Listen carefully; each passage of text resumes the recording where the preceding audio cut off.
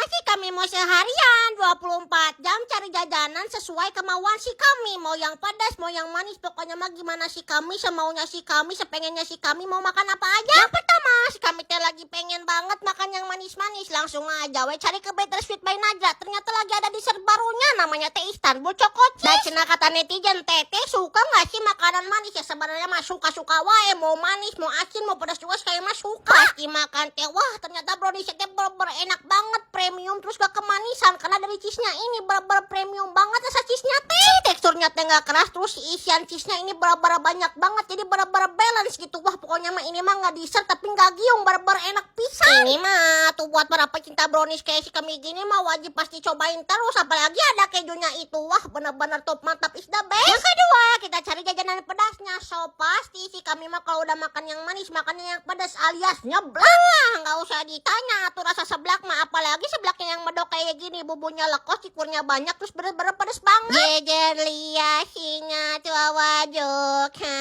Iyo teh meningan pisan. Lanjut kedua, atau jajan-jajanan di mana lagi ya?